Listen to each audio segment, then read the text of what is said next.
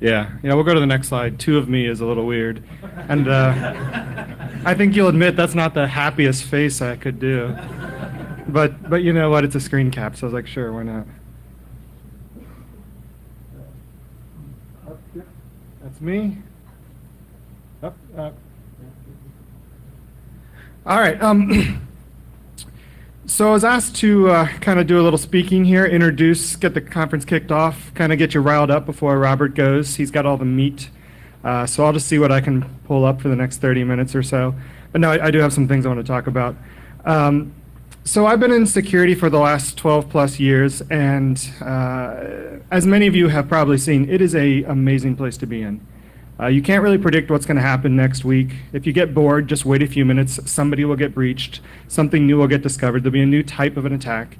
And then there you go. You've got something to do for the next few days.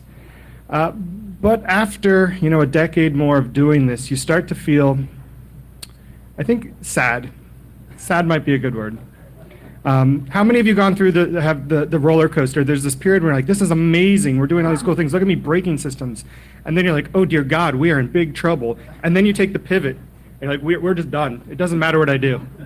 But if you keep going, you'll level back out and you'll say, well, it's just sort of Zen-like. You're like, well, here we are, for better or worse. So it's fun. I think it's a great time. So I wanted to talk just briefly about what I've seen over the last many years, and also why OWASP is important, because that's a big angle of what we're doing here. We're all here for OWASP.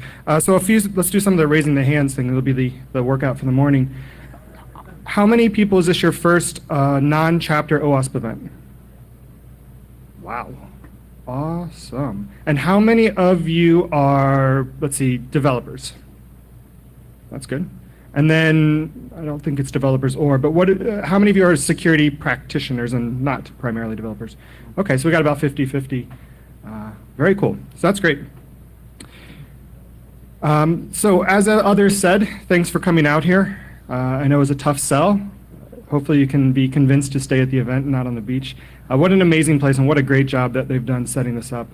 The neat thing about OWASP is the grassroots movement of what it is. For those that might not know, we sometimes do a board slide or deck where we talk about the stats of OWASP, what we are, what makes us up. But a couple interesting facts. OWASP has chapters in over 100 countries around the world. 150 plus chapters in over 100 countries around the world. If you look at our mailing lists, our wiki, places people engage and listen, we have over 35,000 people. So when you're taking part in OWASP, you're taking part in the largest concentration of application security professionals in the entire world. There's no one that comes close to focusing on application security at the scale that we do. And that's pretty amazing. So what is it that we are doing? Why are we all here? I think there's some daunting facts and figures out there. If you just watch the news, you'll see things like Target, Neiman Marcus, Adobe, Michaels, which was not my fault. Let's see, LinkedIn, Snapchat. You can just keep going. So many big companies keep getting breached. And it's not because we're not trying to secure them, but the fact is it keeps happening. If you look at the Verizon data breach report from last year, which I'm guessing most of you have all read already, if you have not heard of this, you'll be amazed when you read it. So write that down and go look it up. But a few really interesting stats from that. 75% of the compromise were described as opportunistic.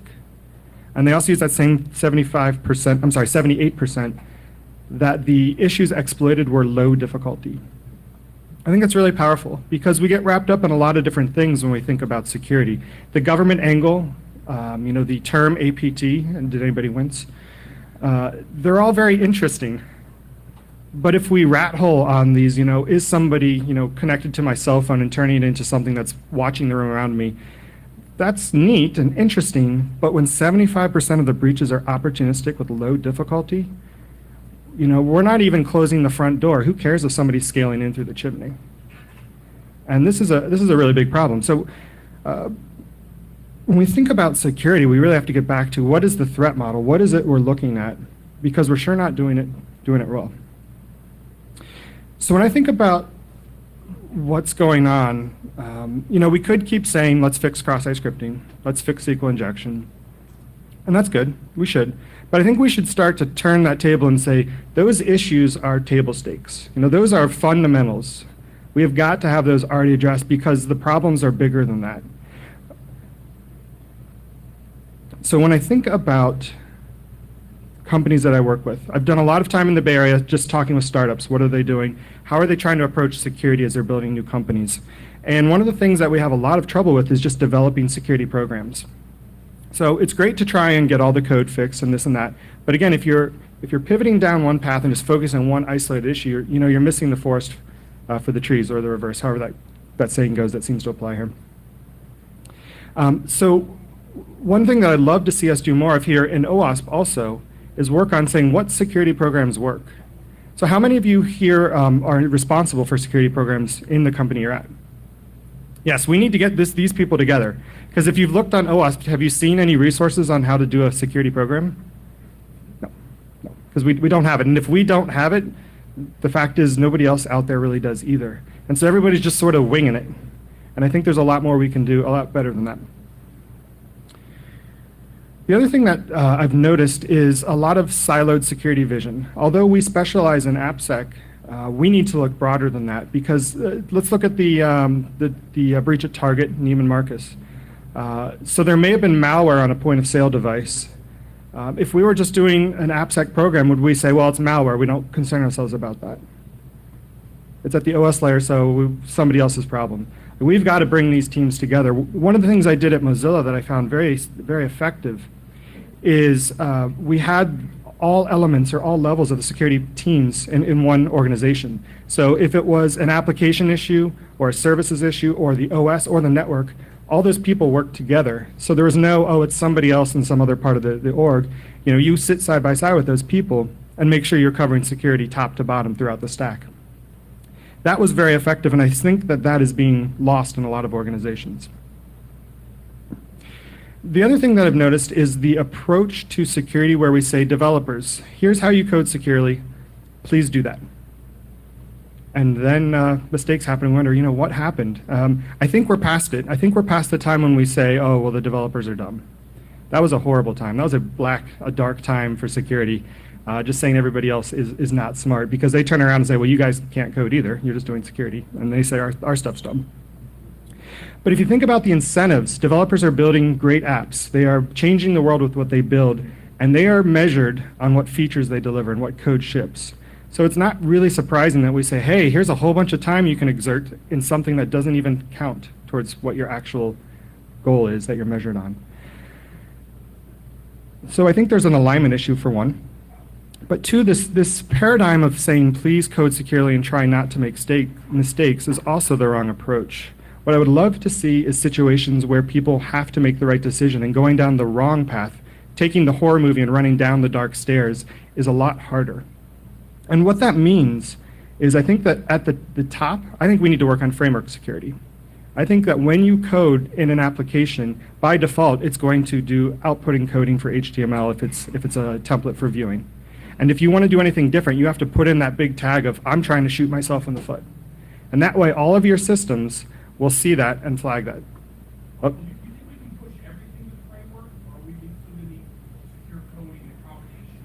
Yeah, so I think the question of, do we push everything to the framework? No, and when you look at security programs, this is another thing I'm going to get to, you can't push everything into one spot. But what you can do is you can push everything left. Do all the security you can during design. Do all of it you can in the framework. And in the framework, you hit things as much as you can. The things that trickle through, you have your next step to hit those. You have security in QA. You have automated systems. You keep working through this, so the element of security, the amount of security that a security team actually does is minimal. Because if you do the reverse, you become a roadblock that overflows or breaks. So one of those two things will happen. So anything the security team does has to be because it can't be automated and no one else is capable of doing it. You should be champions of knowledge, spreaders of the security message, and you should get everybody you can on board to help with that in a way that aligns with their goals. Yeah, go ahead. So one of the tools that becomes incredibly useful is when you push everything down to a framework, you not only kind of centralize your best practices, but you also accelerate the speed of development, right? I mean, if you look at almost nobody does it, right? When you get to Google and you're wondering, how do they get so many services out there so fast? And how do they always look the same, feel the same, kind of work the same? So isn't that a nice tool to use as, it's not just security, but your speed of development just increases exponentially when you have centralized frameworks. As an argument, because typically it's always an argument, right? Oh, you want to slow me up, right? You want to do a code review, you want me to use this, it slows me up, but it can speed things up as well. I agree. Yeah. Great points. Yeah, definitely, because speed is what matters. If you slow people down, you better have a really good reason. And as much as we want to believe it, the purity argument of security doesn't go as far as we'd like. We better get some business alignment and some reasons why. And there's a lot of great reasons, and we should make those reasons or make those cases. So I think the biggest thing, we got to start pushing for secure by default in the framework. It's hard to make mistakes. After secure by default, after framework security, then you move into security libraries. If you can't do it automatically, then give them the right way to do it. If you ask somebody to create encryption and give them a spec, that is going to be error prone. Give them the library, do it once, do it right. It's just development practices for security. And then lastly, after all of that, then we have secure coding guides where they're saying, okay, you're going into the minefield. We're giving you a knife. This is how you don't chop off your hand when you want to cut that steak. So I think there's a lot of work to be done there. A few other things I want to mention. Things that we really need in the security space. We need knowledge sharing, and we've got a damn good organization to do that. So let's keep sharing knowledge through OWASP. The visibility aspect of OWASP is amazing, and we can get the largest mind share in the world to share this information. So I think we're on the right path there. The thing we're not doing well anywhere is metrics. Everything we say is, there's some truth to it, and there's a lot of gut to it. Like, does this actually work? Can we measure anything? I think the reason we don't have as much metrics is because that's the next step in the evolution of a security program. You build it, you make it run, and then you start to measure. But if anybody's measuring, we've got to get those numbers out there so we can make some data-driven decisions on what's really working. We also need scale. Security has to scale. When I was at Mozilla, anything we built, if it didn't scale, there's no reason to spend time on it. Because if you can't scale, you're going to get overrun. It's going to flood over the gates.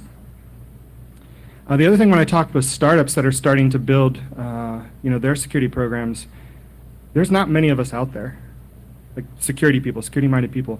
So when you look at people that provide security services, I think there will be a large increase in that over the next few years, because it's something, again, that will scale, that will take the burden off of a security team that's limited and has trouble finding professionals to do that. And then lastly, there's this other notion that I see a lot of absolutism with security.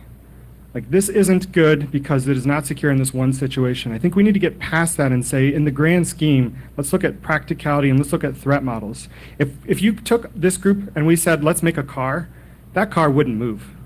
Because there would be, in theory, of course, it could crash, and therefore it's not secure enough, so we have to build it so it can't crash. And someone could break into it, and so we must have bulletproof glass. Like, it'd be $1 million car that wouldn't move. And so if you think about that, what is it that we're concerned about? What could happen? And maybe technical controls aren't always the answer for everything. They are for a lot of things. But we got to put that all in perspective and make sure we're fighting the right battles, because every battle you fight, you're asking for people. You're using those credibility points. They're taking away from other deliverables. And that's an important thing to balance lightly. So a few things I want to point out about OWASP. I've mentioned a few times, I've been on the board for OWASP for many years now. We've got a great board. We've got great leaders. We have a great staff. OWASP hired an executive director this year. That's Sarah. There she is. You should talk to her if you haven't talked to her. She has a great team. So OWASP is totally volunteer run. Everyone, even setting up this event, they may get a free beer because somebody thinks that they should give them a free beer. And you should. Anyone that volunteers, give them free beer. But all the material, totally volunteer. Everybody donates their time. And then we have an amazing staff of seven people that keep the lights on, keep things working, and do amazing things supporting, thousands of people around the world, hundreds of chapters. OWASP projects. If you've thought about doing research in OWASP and haven't done it already, check out the OWASP projects. See what people are doing. We have a lot of them. And the reason we have a lot of them is because OWASP is a bed for research and exploration. Some things are great and excel. Some things, we learn things and then shut them down because it wasn't that great. But if you see a project that piques your interest, Jump in, join the mailing list, send some emails, start to contribute. Similarly, has anyone here made an edit on the OWASP wiki? Yeah, there we go. There's 2, 4. The key thing, 5. It is a wiki, and by design, we want people to edit it. So I'm really interested in, if you've thought about making a change to the wiki and you've held back because you didn't feel like you could or didn't know how, I'm really interested in that feedback. So send that my way. But also, I encourage you to just do that. It's powerful because people contribute to it, and we want to get more people involved. So start a project, edit the wiki.